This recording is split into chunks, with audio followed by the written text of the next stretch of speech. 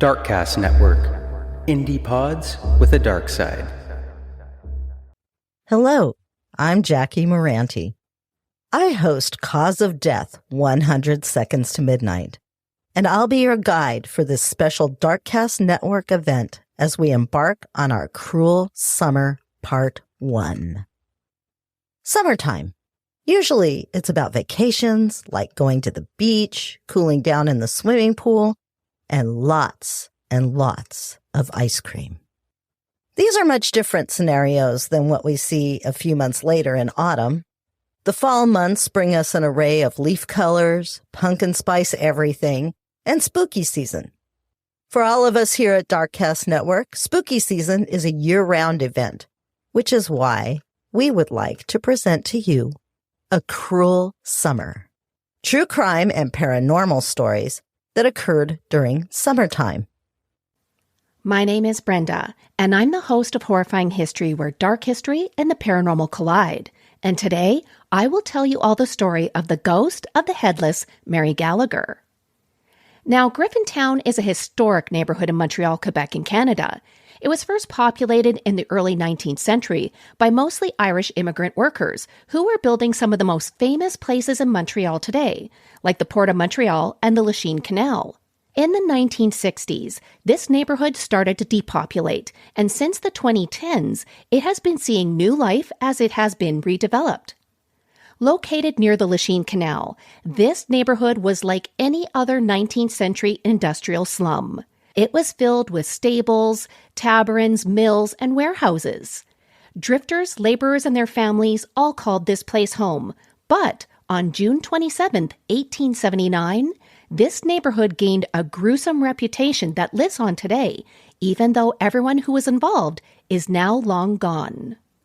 On that day, two young sex workers and best friends named Mary Gallagher and Susie Kennedy met a new client. His name was Michael Flanagan, and the trio decided to go back to Susie's second-floor apartment to do some early morning drinking and partying. Now, everything started out okay, and it stayed that way for a couple hours, but then the other tenants from the apartment below Susie's heard a very loud thud. And then came what sounded like hitting noises that were so forceful that it cracked the plaster ceiling of the unit below. As dusty bits and chunks of plaster fell onto the tenants below Susie, they heard a female voice say, and I quote, "I've wanted revenge for a long time, and I finally got it." This is when the tenant saw a crimson stain start to spread out on their ceiling, and soon blood started dripping from the plaster cracks. The tenants immediately went to the police, and when they arrived at the apartment building, a crowd of onlookers were already swarming. When the police entered Susie's apartment, they found Mary's dead body lying face down on the floor wearing a very thin nightgown. But she wasn't actually face down since she didn't have a face. Her head and one severed hand lay in a bucket nearby. The police found Susie standing right by the body, and she was drenched in blood. But according to Susie, she didn't do anything wrong. She claimed she didn't hurt Mary. She just simply slipped and fell in the horrific mess that covered her home. The police found Susie standing right by the body, and she was drenched in blood. But according to Susie, she didn't do anything wrong. She claimed that she didn't hurt Mary. She just simply slipped and fell in the horrific mess that now covered her home. Susie told police that while she and Michael slept in the front room, an unknown man who looked like a sea captain walked into her home and had an argument with Mary. He called her names, and Susie told the police that he must have killed her since she watched him washing blood off of his hands before he left. So, just to sum up here, Susie and Michael were sleeping while Mary was not. Even though Susie and Michael were sleeping, they saw this random sea captain just walk into Susie's home. Then somehow there was a massive gap of time where the murder occurred and the victim had their head and their hand cut off. And then this mysterious sea captain just walked away after washing his hands. So, as you guys can imagine, no one believed this story. There also was the fact that the murder weapon, which was a hatchet that belonged to Susie, was left right near the body and it was covered in Mary's blood and hair. The police immediately arrested both Susie and Michael. Susie was charged with murder and was later sentenced to die by the hangman's noose. But Michael, on the other hand, was released. Susie didn't die for her crimes, though. Her sentence was commuted, and she was sent to the Kingston Penitentiary for 16 years. Now, in a bizarre coincidence, on the day that Susie was supposed to hang, Michael died. He lost his footing while aboard a boat. He fell through the ice and he drowned. Now, the thing is that Mary did not receive the justice that she deserved. The building where she died in used to sit on the corner of William and Murray Streets. In today's time, the old factories and apartments are long gone and have been replaced with film studios and trendy condos. In the years since Mary's death, there have been countless reports of people seeing the ghost of Mary who is said to be looking for her head. These sightings occur every 7 years on the anniversary of her death. On this date, many people go down to the corner of William and Murray Streets to hopefully catch a glimpse of Mary. And if you want to see her for yourself, it is said that your next chance would be on June 27th, 2025. You can hear stories like this and so much more on our show Horrifying History, which you can find on any podcast provider.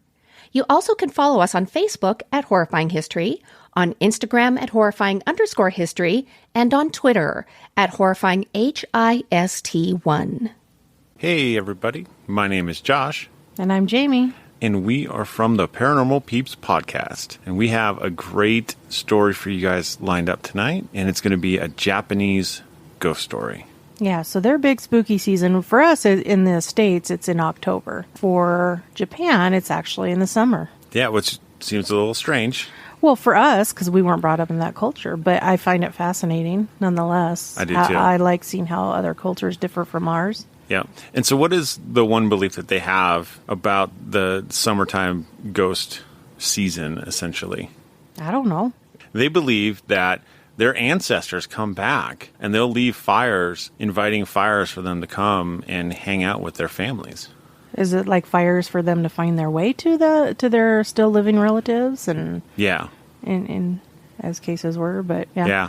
Okay. Yeah. And and the interesting thing is the Japanese culture is so much more ancient than anything we have in the U.S. Oh, yeah. Yeah. By leaps and bounds. And they call it the season of Bon. And there are good spirits. Most of the spirits are actually, ancestral, happy spirits. Yeah. But then you have the yokai, which are evil spirits. And what are we going to hear about today?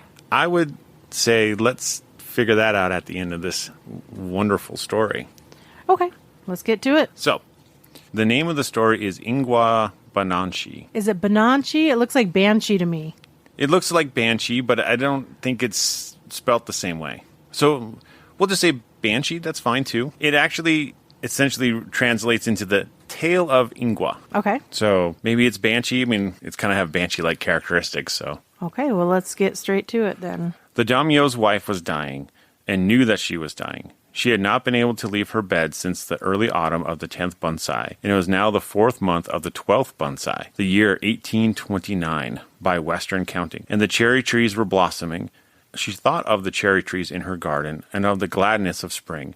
She thought of her children. She thought of her husband's various concubines, especially the lady Yukiko, 19 years old. "My dear wife," said the daimyo, "you have suffered very much for the 3 long years. We have done all that we could to get you well, watching beside you night and day, praying for you, and often fasting for your sake. But in spite of our loving care, and in spite of the skill of our best physicians, it would now seem that the end of your life is not far off. Probably we shall sorrow more than you will sorrow because of your having to leave what the Buddha so truly termed this burning house of the world. I shall order to be performed, no matter what the cost, every religious rite that can serve you in the regard to your next rebirth. And all of us will pray without ceasing for you, that you may not have to wander in the black space, but may quickly enter paradise and attain to Buddhahood." He spoke with the uttermost tenderness, caressing her the while. Then, with eyelids closed, she answered him in a voice thin as the voice of an insect. "I am grateful, most grateful, for your kind words. Yes, it is true, as you say, that I have been sick for 3 long years.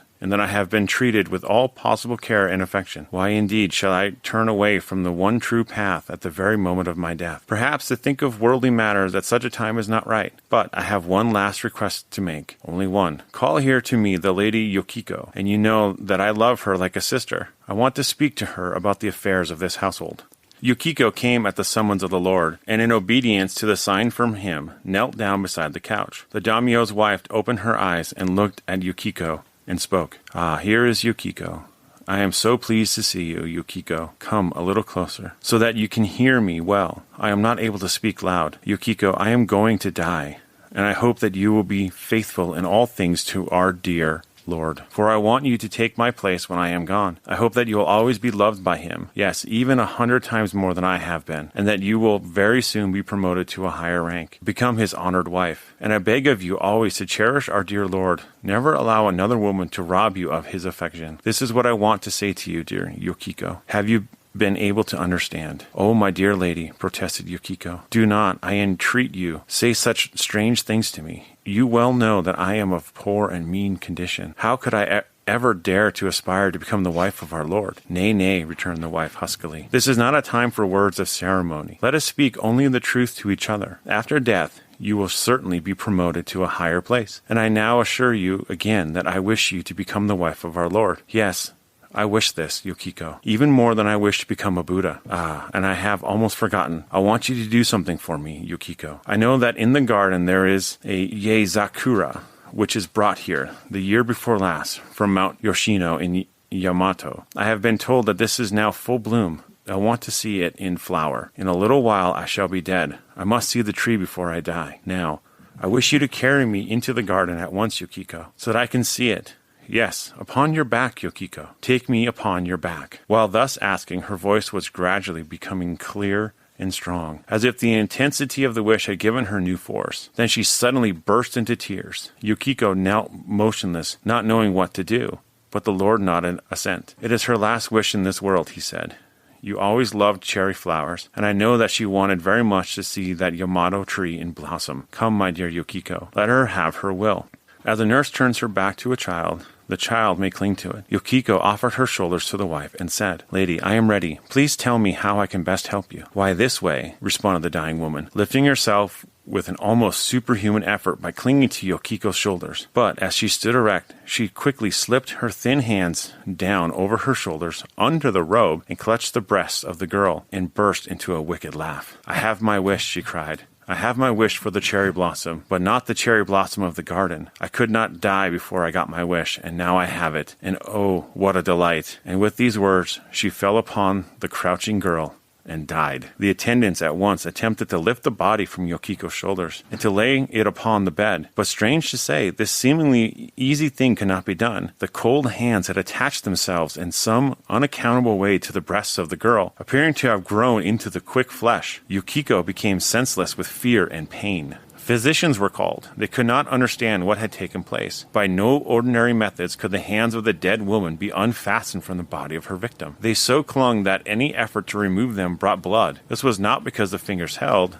It was because the flesh of the palms had united itself in some inexplicable manner to the flesh of the breasts. At that time, the most skillful physician in Tokyo was a foreigner, a Dutch surgeon. It was decided to summon him.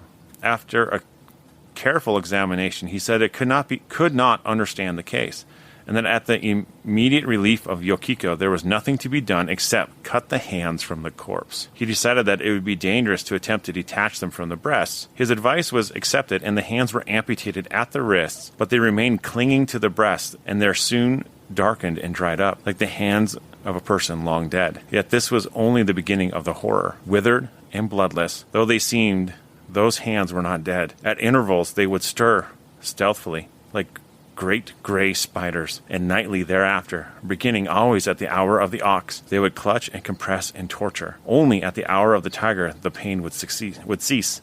Yukiko cut off her hair and became a mendicant nun, taking the religious name Dasetsu, and she had a mortuary tablet made bearing the kameo of her dead mistress, and this she carried about with her in all her wanderings, and every day before it she humbled, besought the dead for pardon, and performed a Buddhist service in in order that the jealous spirit might find rest. But the evil karma that had been rendered such an affliction possible could not soon be exhausted. Every night at the hour of the ox, the hands never failed to torture her, during more than 17 years. According to the testimony of those persons to whom she had last told her story, when she had stopped for one evening at the house of Naguchi Tengo Zayamon in the village of Tanaka in the district of Kawachi in the province of Shimotsuki. This is the third year of Kokwai, which is 1846. Therefore, nothing more was ever heard of her. So basically, this dying woman, this dying wife, was jealous, and before she died, in her trickery, she told her husband, "You know, she's like a sister to me. Yeah. You know, I love her like a sister. Bring her here to me." Yeah. And then... Deceptive, misleading, and jealous, and spiteful. Yes. Yeah. And so she would definitely be a yokai. Yes. An evil spirit. Well, yeah. I mean, you leave the world, and that is your last act. Dying wish. An act. Yeah. Because she had to, attach herself, obviously. So, yeah. Yeah, that's a kind of a terrifying story. I mean, yeah. I mean, we're so used here, especially here in the States, we're so used to these, scary movies and haunting tales, and they're much more graphic. They're, but, and I've said this before on a handful of occasions, if something like this happened to you in real life, would you not be terrified? It would be absolutely horrifying. Yeah. I mean, imagine a dead person's hands seized to your chest. Like they melted into your skin. Yeah, they binded with you. Yeah. And then every night from 2 to 4, which is the hour of the ox, they twitch and torture you. Yeah. For 17 years. Yeah. How do you not go insane? That's a very good question. I think I would cut off my breasts. Yeah. Yeah. But what if that didn't work? Well, that's even more terrifying. That's a terrifying thought as well. So, yeah, everybody check us out on the Paranormal Peeps podcast. We are part of the Darkcast network. And as always, stay ghosty, my peeps. Hey there, this is CJ, host of Beyond the Rainbow, True Crimes of the LGBTQ+. Regardless of your gender or sexual identity, Beyond the Rainbow was made for listeners from just about all walks of life. As well, I'm the founder of Darkcast Network, and I feel so honored to be working with the fantastic shows of our network. The case I have for you this cruel summer takes us back a bit to the Bill Clinton administration. While many may believe inserting a cigar into Monica Lewinsky's hoo-ha might have been the dumbest thing Clinton did in office, I'd have to disagree. I personally believe the military's "don't ask, don't tell" is what took the cake. While the law was enacted in 1993 to protect gay and bisexual military personnel, it did nothing more than disallow them to live their truth, and it put a bigger target on their backs. The law basically stated if you're gay or bi and a member of the military, you're banned from telling anyone. At the time, thousands of LGBTQ people served to defend the United States and our freedoms. They gave their lives to protect their fellow soldiers and American citizens. But it wasn't easy. On top of their assigned duties, they had to grapple every day with "don't ask, don't tell." And that required them to hide their truths, their identities, their core parts of themselves. Every single day, they felt the weight of that. "Don't ask, don't tell" turned into a punishment for patriotic LGBTQ Americans.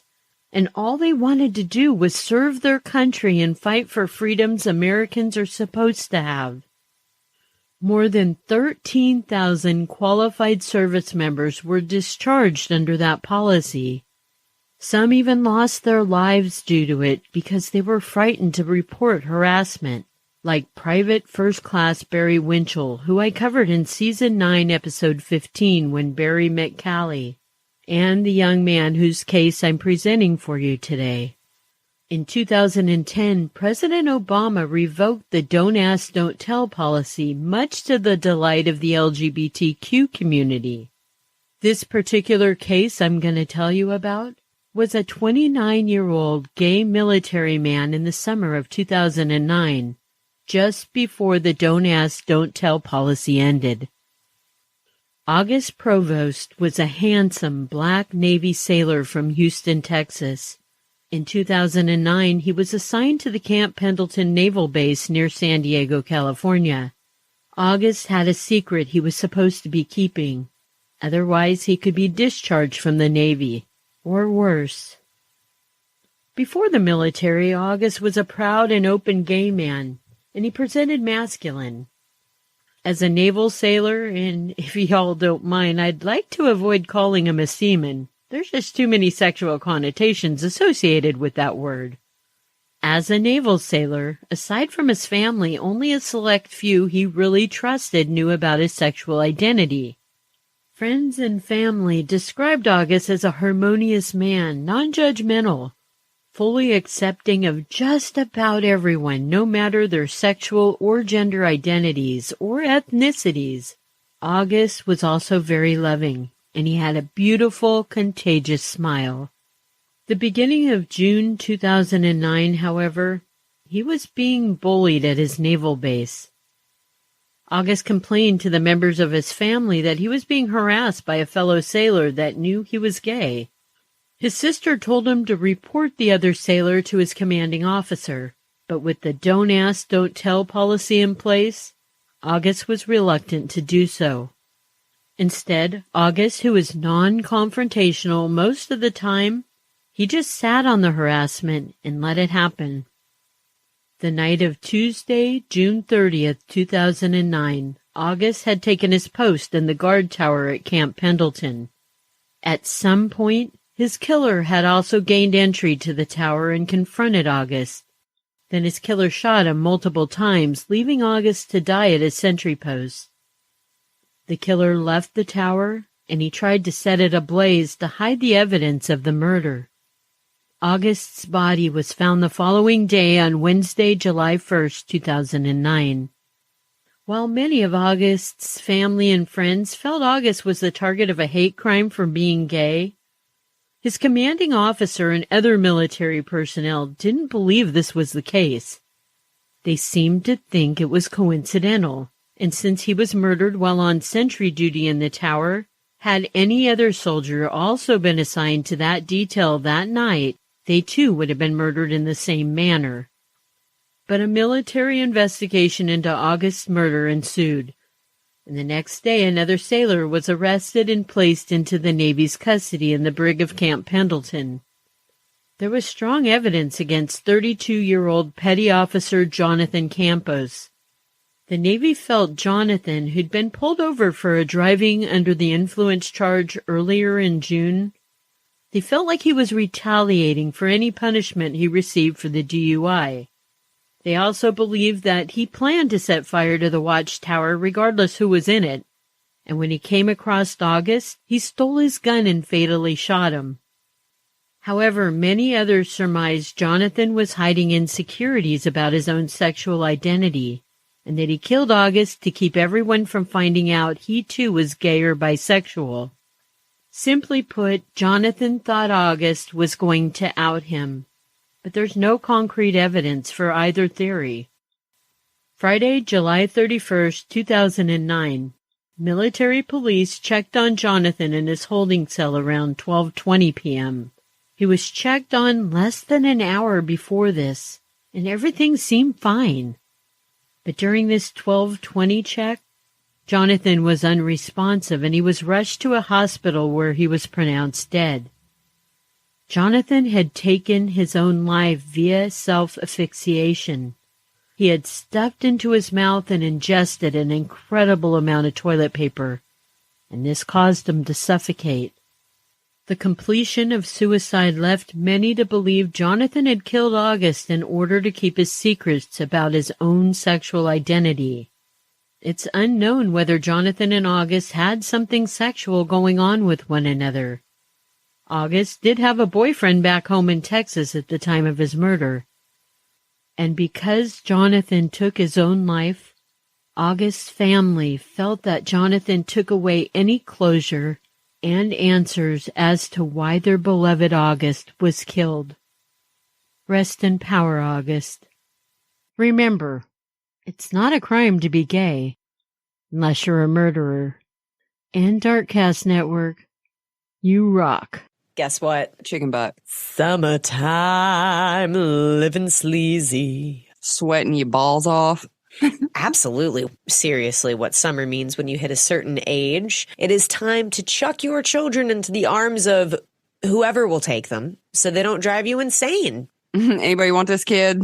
Yep, because it's going to be home for like 3 months. Ugh. Did you ever do a summer camp, pal? No. I did it once, a place called Camp Tallulah, Holler to Central New York. But that's where I got my like profound fear of the outdoors. It was just a mild fear at first, but sleepaway camp is where the profound fear really started. I was a homebody. I would have got homesick. I would have cried. My mom would have had to come and get me. Today, we are going to give you a small taste of a notorious crime that happened in 1977. A gruesome and tragic mystery that to this day remains unsolved. Founded in the early 20th century, the Girl Scouts, if you don't know, is an organization dedicated to the empowerment of young girls. It instills this confidence and courage. You know, they bond over activities like community service, camping, they get their badges, they sell their cookies, right? I don't want to go peddle your cookies.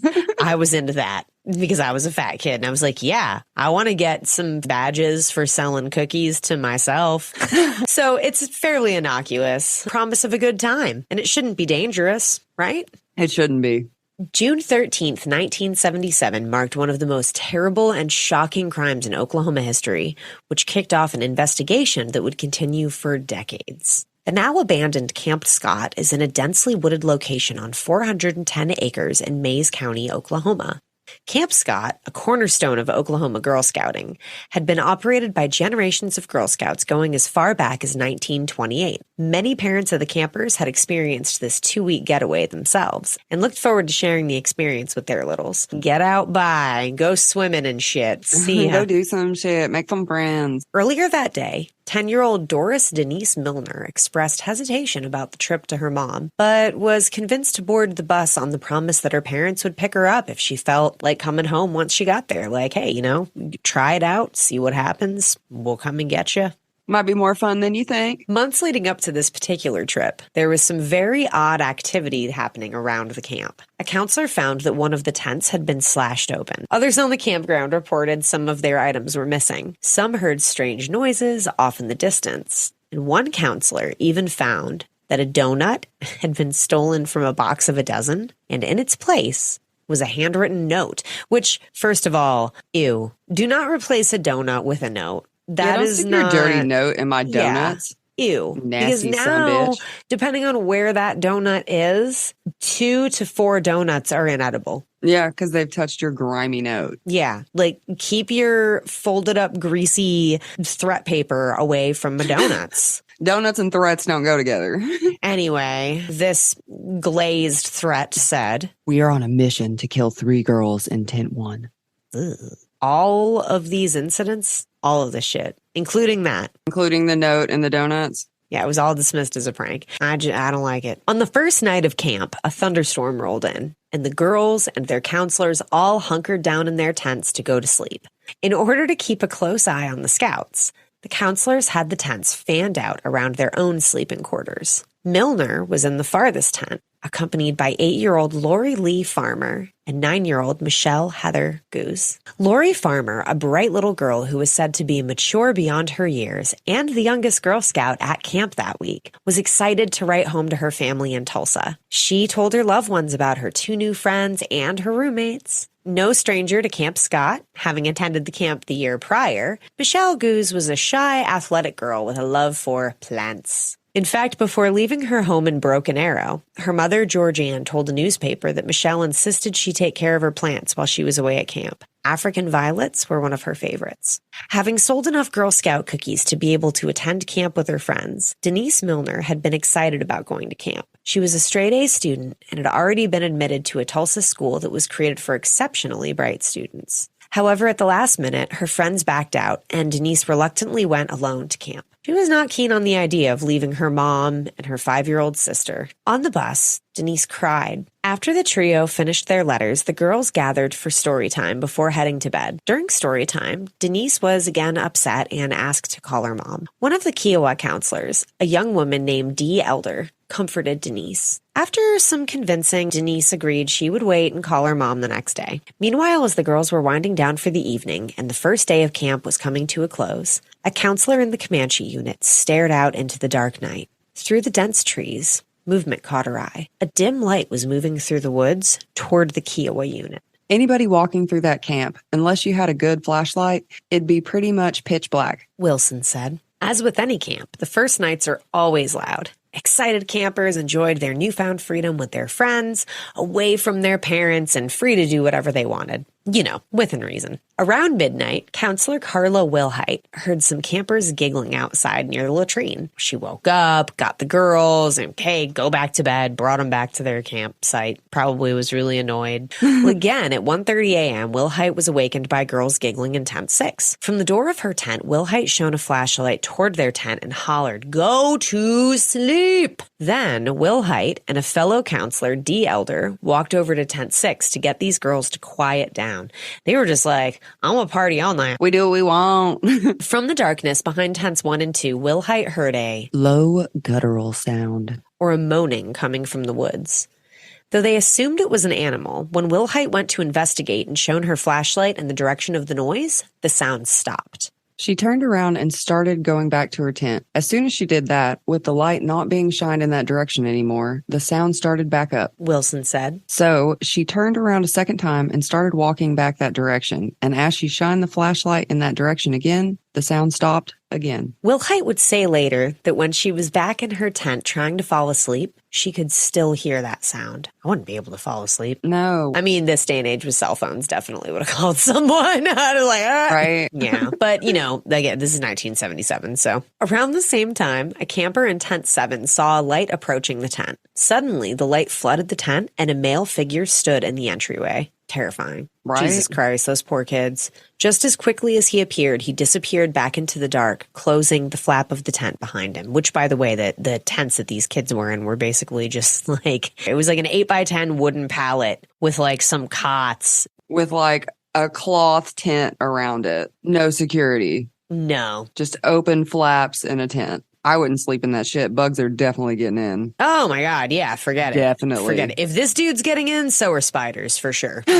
One camper said they heard a scream in the night, and another camper said they heard someone crying for their mama. That would also, I mean, that makes me so sad. Oh my God, yeah, me too. The next morning, the sun rose on another day at Camp Scott. This morning probably promised to be pretty cool, I would imagine. I mean, those kids spent all night during a thunderstorm, like getting to know each other and like bonding. It makes me sad to think that this is how they like woke up the next day. Woke up to a nightmare. Wilhite woke early around 6 a.m. to get into the shower before the other campers woke up. As she headed out of her tent, she spotted what appeared to be sleeping bags a little way away. When she approached, she realized it was 3 sleeping bags sprawled across the ground. 2 of the sleeping bags were zipped closed, but one was open. Milner, Farmer, and Goose lay dead on the trail, about 150 yards from their tent.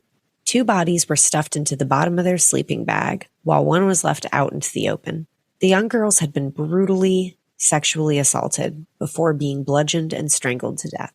An investigation turned up a well of evidence. A large red flashlight was found on top of the bodies, and while there was a fingerprint on the lens, it was unfortunately too smudged to be ID'd. Newspaper had been stuffed into the casing to prevent batteries from rattling. There was even a piece of fabric that he'd put over the light, like it was duct taped over it, so it would like dim the light while he was walking through the woods. Yeah. Mm-hmm. The girl's tent was covered in blood, and in that blood was the print of a 9.5 sized shoe. A larger search of the 400-acre camp turned up duct tape, rope, and women's eyeglasses. Police found a nearby cave that showed signs that someone had been living there, and there were newspapers scattered around that matched the issue that were used to stuff the batteries in the flashlight. That's pretty damning. In case that wasn't enough evidence, somebody had also just kind of like doodled on the wall. The killer was here. Bye-bye, fools. 77617. The way that they wrote the date, like 6/17/1977. Oh, yeah, the year's first. Soon the police identified a suspect, 33-year-old Gene Leroy Hart. Hart had a documented history of violence, which included sexual assault. He was arrested for the kidnap and rape of 2 pregnant women in Tulsa, and he got out on parole shortly after. Yeah. What the fuck is wrong with people? You'd think pregnant women would be kind of safe. You'd think.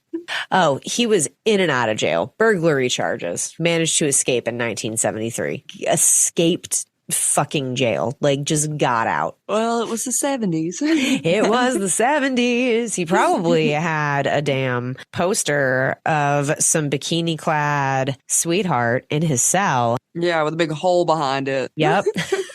Tunneled his way through a river of shit and came out clean on the other side. Well. No, fuck this guy, though. This guy really did do the things, I think, that he was accused of. Anyway, he was a member of the Cherokee Nation, and tensions began to mount as the police focused their search on him. Hart was eventually arrested, though the sheriff at the time said he was 100% certain of his involvement. Hart was acquitted in 1979 when a jury unanimously found him not guilty of murdering the girls. Yeah, because apparently the whole town loved this guy. Yeah. And there were a lot of people that were like, nah, he couldn't have done it. DNA testing has come a really long way, and recently they have linked him. Like, I think it was 2022. They were able to confirm Hart's involvement. So it kind of sucks. Like, he didn't serve time for that. He didn't go to prison for killing the girls, but he did have 305 years to serve for his prior sentences for raping pregnant ladies and escaping from prison. In June of 1979, he died of a heart attack in the prison exercise yard. Yeah, wasn't long. He had a heart attack. He done got murdered. Then people found out what he did, and they were like, we don't take too kindly to child molestation, and they killed him.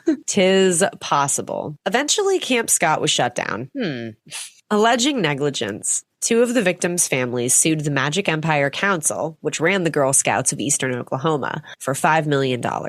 Jurors voted 9-3 in favor of Magic Empire. Attorneys claimed that scouting officials showed an unbelievable lack of caution and alertness. Despite numerous incidences, which should have prompted them to improve camp security, there's all these things that were going on for years prior to this incident, and they just gave one of the counselors, an underage counselor, a gun and was like, yeah, just defend the camp. Just shoot him. Yeah, just like, holy shit. The 70s in Oklahoma.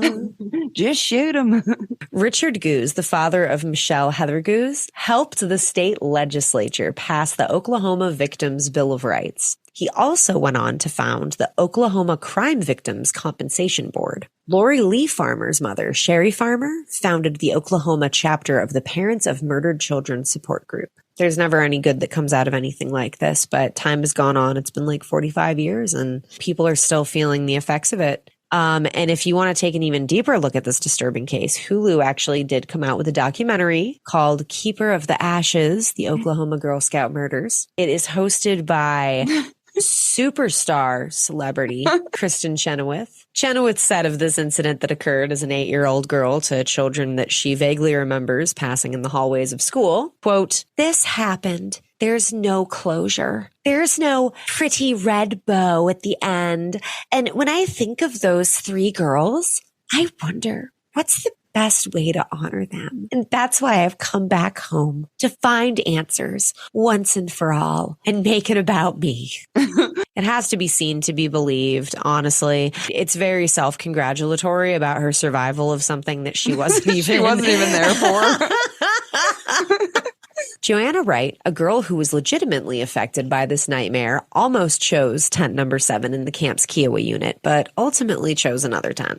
I just didn't like the location. She said. There were a lot of woods around it, and I just didn't like it. I wouldn't have liked it either. Got some vibes. That camp was set up weird. And those poor kids were like the furthest away from any kind of authority figure, authority in quotation marks, because they were teenagers, but they were the furthest ones away. The counselors were in the middle, and then the campers fanned off out to the side. And so there were 2 tents that were like super crazy far away from any kind of assistance. Absolutely. The tent the furthest away have the least amount of kids in there. Like if there was a free space, a counselor should have gone in there. Right? They could just give him a gun. I mean, yeah, just give them a gun. Fuck it. They'll be fine. 8-year-old, here, have a gun. Here's a handgun. You know how that works, right? Yeah, you do. You're from Oklahoma. It's fine. Yeah, they were Oklahomians. Oklahomies. I hope that's what they call themselves. They better. Creepy Tapas. Check us out wherever you listen to podcasts, guys. We have all kinds of cool stuff. Thanks for listening, y'all. Thanks, y'all. Bye. Bye. Hey there, friend. My name is Keely. I'm the host of Misty Mysteries, a true crime and paranormal podcast that brings you ghostly spooks and chilling crimes every Wednesday.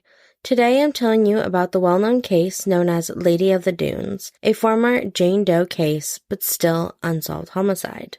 In the morning of July 26, 1974, a 12-year-old girl named Leslie Metcalf was playing outside with her dog in Cape Cod, a Provincetown, Massachusetts, when she noticed her dog had taken off. She went off to search for her pup. She only walked 100 yards when she reached the Race Point sand dunes, where she heard her dog barking and decided to follow his barks. Following his barks, she found him barking at the decomposing remains of a woman.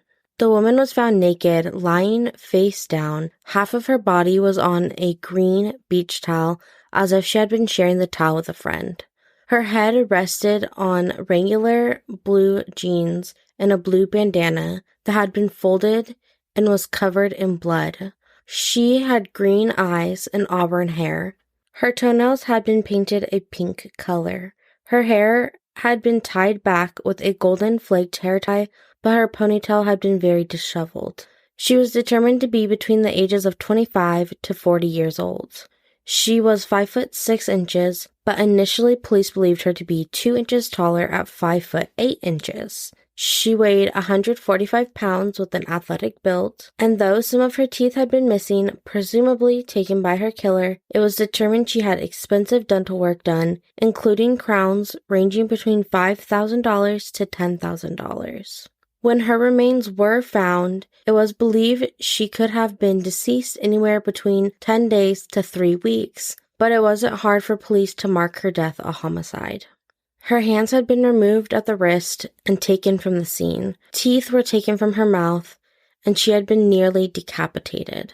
Her cause of death was from blunt force trauma that caused the left side of her skull to be crushed. Police believed she either knew her killer or was asleep when this attack happened because the scene showed no signs of a fight.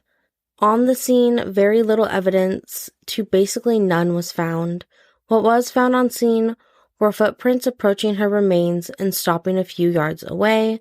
Then, 50 yards from her, were tire tracks that led to the dunes. The police chief at the time said there was no way to know if these were or weren't connected to her homicide. After her remains had been removed from the scene, they searched for a weapon or any further evidence around the area, using a bloodhound and a fresh set of eyes, bringing in new law enforcement personnel, but nothing else was found. Away from the scene, her body was examined for anything that may offer clues to her identity or who was responsible for this horrific crime. Her clothes were searched for any identifying information, but again, nothing was found. So police set off to search elsewhere. They went to motels, hotels, and other locations those vacationing may stay to see if someone had gone missing, but nothing came of this. They then used the victim's characteristics and appearance to compare her to the thousands of missing persons reports, looked into the owners of every vehicle with permits to drive in the dunes, or those who had abandoned their vehicles in the dunes, but this led nowhere. Finally, in the efforts to help her be known as more than the Lady of the Dunes, they asked the public for help, sharing her characteristics, and started to send out her dental charts. Her dental charts were sent to the FBI, dental groups, 5,000 dentists in Massachusetts alone, and the Royal Canadian Mounted Police. But this didn't get them anywhere closer to finding her identity. Without any solid leads to her identity or her killer, she was laid to rest in St. Peter's Cemetery in Provincetown with a grave marked Unidentified Female. For 48 years, she was known as the Lady of the Dunes. while police worked to identify her, using her skull to create sketches and exhuming her body for DNA. After 48 years laid to rest without her identity, the Lady of the Dunes was identified in October of 2022 as 37-year-old Ruth Marie Terry. Ruth was married to a man named Guy Rockwell. Guy was an antique dealer who was suspected of the deaths of his previous wife and stepdaughter in 1960. Knowing that Ruth is the Lady of the Dunes, the investigators are now looking for more information about Guy, although he did pass away in 2002 in California. And they're looking for more information on her time in Massachusetts before her death. If you want to hear more about Ruth, in-depth details of this investigation, including theories of her possibly being a background in the movie Jaws, or a false confession of a serial killer, you can check out the longer and way more detailed coverage of this case on the Misty Mysteries podcast. I hope you join me soon. Until then, I hope you have a safe and cruel summer, and you enjoy all the rest of the stories from my Darkcast friends. Hello everyone, my name is Sinister Steph, and welcome to the Darkcast Network's Cruel Summer episode. Today I wanted to share a little sinister summer story with you. Unfortunately, bitter custody battles between parents are a tale as old as time. However, the battles that are taken much further than a court of law are thankfully a little less common. During the summer of 2011, 27-year-old Laura Jean Ackerson was going through a terrible fight for custody of her toddler sons Grant Hayes IV and Gentle. Her ex-boyfriend Grant Hayes was making life hell for her. The two had joint custody over the children, but that wasn't enough for greedy Grant. He had already moved on with another woman named Amanda, and they were married in 2010. Shortly after they were married, Grant and Amanda welcomed a new baby of their own. So why couldn't Grant just leave Laura alone? She was a fantastic mother, very loving and nurturing, but for some reason Grant seemed determined to try to take any happiness away from Laura that he could. In spite of all this, Laura was really trying to move on with her life as well, but it seemed like every time something positive would happen for her, there was Grant, a big gray rain cloud looming over her head. Laura lived in Kinston, North Carolina, and worked successfully in the marketing industry. She was well liked for her cheerfulness by just about everyone who came in contact with her. On July 12, 2011, Laura was emailed by Grant to come visit their boys on Wednesday, July 13th after her work. But in order to make the visit, Laura would have to go to Grant and Amanda's apartment in Raleigh instead of meeting at a neutral site like a family restaurant. Laura, however, would never miss the opportunity to see her children, and I can identify with that, so of course she said that she would be there. She was supposed to be present for a conference call with a coworker later that evening for work, but she missed it. Her coworker did know that Laura was going to Raleigh to visit her kids for a bit, but Laura missing the phone meeting still worried her a little bit. 2 days later, on July 15th, Laura was due to pick up the boys for her parenting portion of the week. However, she never showed. On July 18th, that same coworker I previously mentioned reported her missing because Laura had still not shown up for work, and it had been now several days that she could not be reached. A few days after she was reported missing, Laura's car was found in the parking lot of an apartment complex that her and her boys used to live in with Grant when they were all together.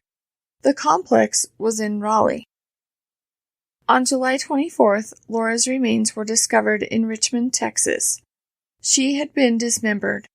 Her body parts were located in 3 different spots in a creek, and because of the grueling summer heat in Texas, the decomposition of her remains had settled in rapidly, making it nearly impossible for the medical examiner to determine exactly how Laura had been killed. It was finally ruled as undetermined homicidal violence, but their final findings suggested she either succumbed to asphyxiation or blunt force trauma to her neck. Investigators had their work cut out for them. They started to first look into the circle of people in Laura's life, beginning with her ex-boyfriend and father of her children. Detectives visited Grant at the apartment he shared with his wife Amanda and their children. Immediately, detectives noticed a strong bleach smell emanating from the apartment. They found a note with Laura's signature stating she would give up the kids to Grant for $25,000. But after speaking to Laura's friends and coworkers, investigators believed that Laura's signature was forged on the document. Detectives were also somehow able to determine a shower curtain, a vacuum, and bathroom rugs were missing from the apartment. Grant and Amanda moved quickly to the top of their suspect list. With a little searching, law enforcement discovered that Grant had recently purchased gloves, bleach, plastic sheeting, a reciprocal saw, goggles, garbage bags, ice, and some ice chests. Nothing suspicious there with his ex-girlfriend and mother of his toddler sons missing, right? They also found all of these items were purchased before Grant, Amanda, and the kids had left for a trip to Texas. After arriving in Texas, Grant purchased some bottles of muriatic acid and was seen on a home improvement store's surveillance doing this. Amanda was seen on video footage dumping some of those empty bottles of muriatic acid near her sister's residence. There were also witnesses that could place Grant and Amanda near the creek in Texas where Laura's remains were found. Detectives surmised that Laura was murdered in Grant and Amanda's apartment. The couple dismembered her with the reciprocal saw, and her body parts were stored in the ice chests. When none of the couple's previous attempts to dispose of Laura's body were effective, they rented a U-Haul and drove to Richmond, Texas, where Amanda's sister lived. In Texas, they had tried to dissolve Amanda's body in the muriatic acid, but they were again unsuccessful. So the couple rented a boat and dumped Laura's remains in Oyster Creek, where alligators were prevalent. Grant and Amanda hoped that alligators would eat all of the evidence, but thankfully the alligators were non-compliant with the couple's plan. Grant and Amanda Hayes were arrested on first-degree murder charges, and as often happens when couples are arrested together for crimes, they turned on each other pretty quickly.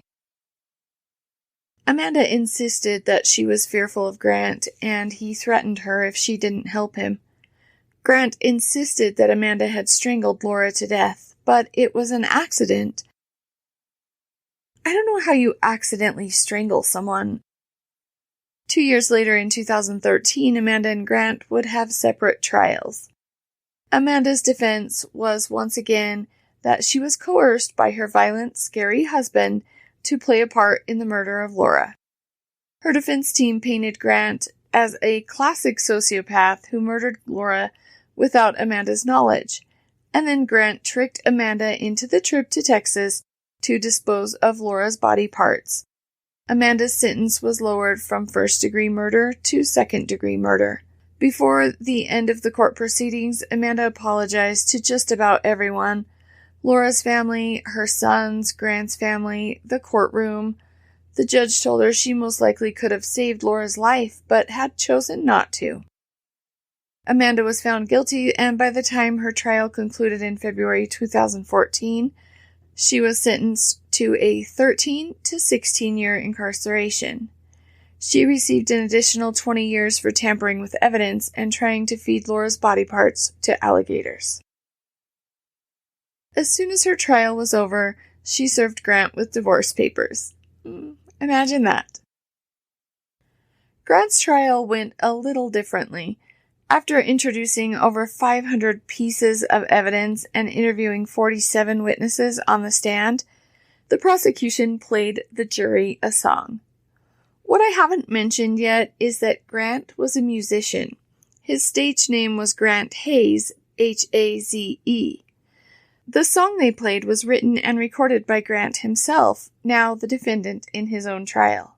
On it, Grant can be heard singing, quote, "My baby's mama, don't talk to me, don't want your drama, I got 2 kids by you.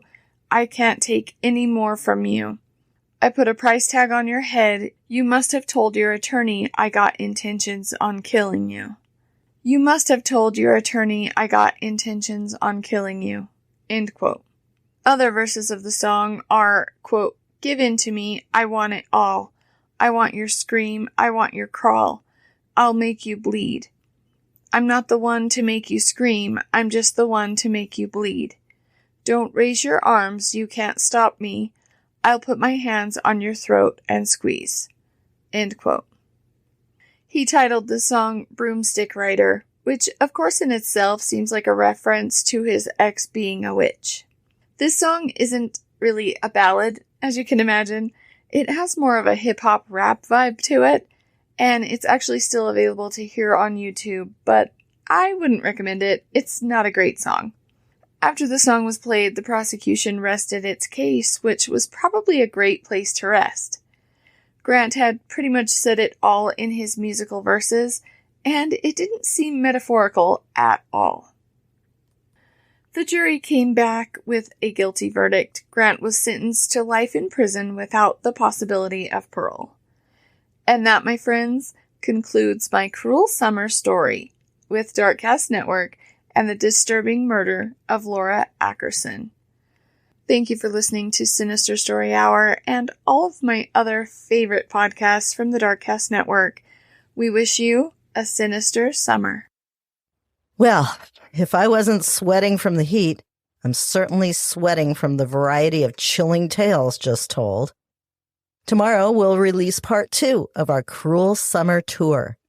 Be sure to join me back here, and in the meantime, be careful out there. Real life is spooky.